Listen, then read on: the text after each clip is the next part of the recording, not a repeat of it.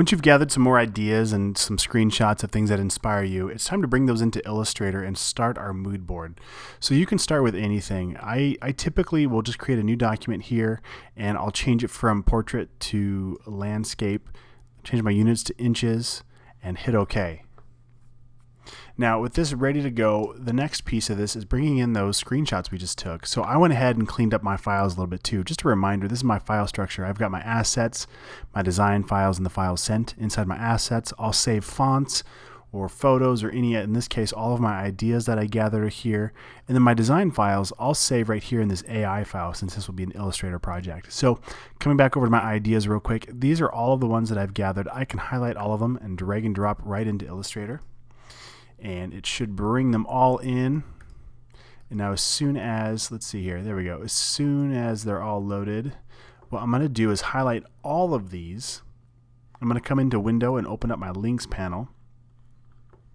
Because remember, when we drag and drop stuff like that, it links to that image. So if we ever move those images anywhere else or name them or delete them, they will no longer be in this Illustrator document. So what I'm going to do now is I'm going to click this little drop down in my links panel and I'll click embed images. So all those blue X's will go away. And now I don't have to worry about these getting lost or misplaced. And you see I've got that icon here next to the file name in my links panel telling me these are in fact embedded. All right, so now with my images here, I'm just going to zoom out real quick and I just start moving these around just to get them. And you can be a little ADD like me and get them all lined up straight, or you can just throw them around wherever you want.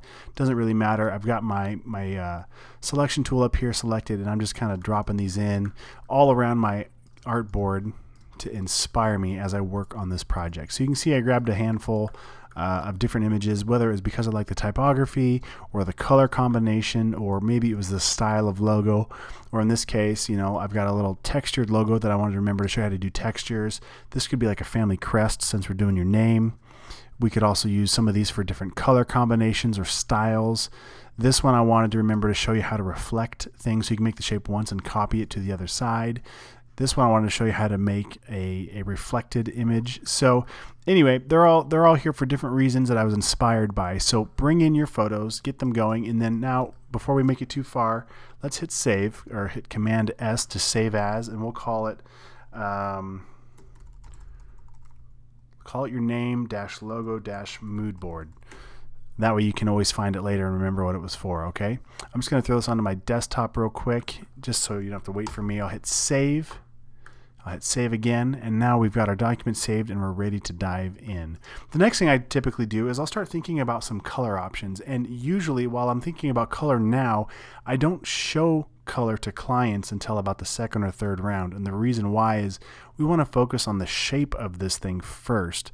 But since we're here and I want to show you how I typically work, this is what we're going to do. So I get the rectangle tool, hit the letter M, click and drag, and a lot of times I'll hold down the shift key to get a perfect square. Lately though, I've been doing long horizontal bars, and I'll just throw some color in there just so I can see it. And the reason why is I feel like I can see more of the color without it taking up as much of the vertical space. So now I'll zoom in here. I'll click once.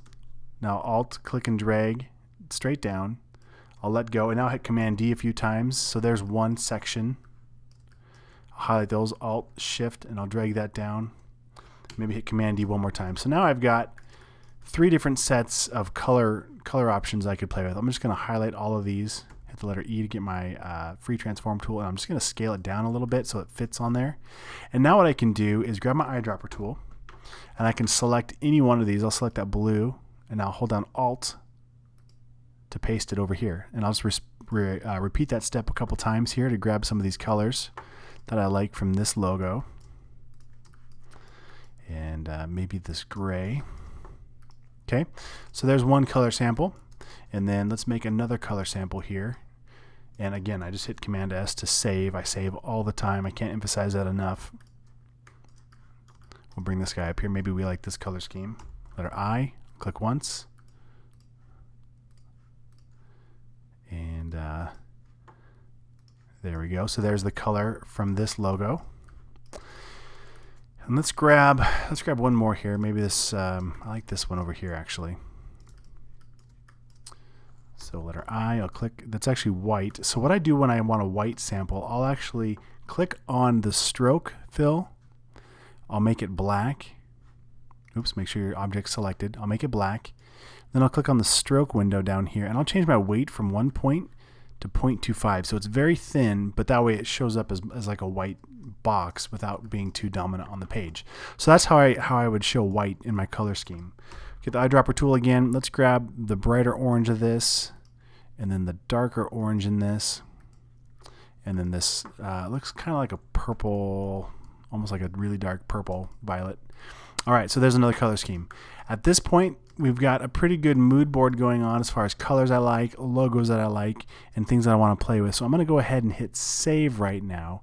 And then in the next lesson, we're going to dive in and start bringing in our own assets, our own ideas, and our text.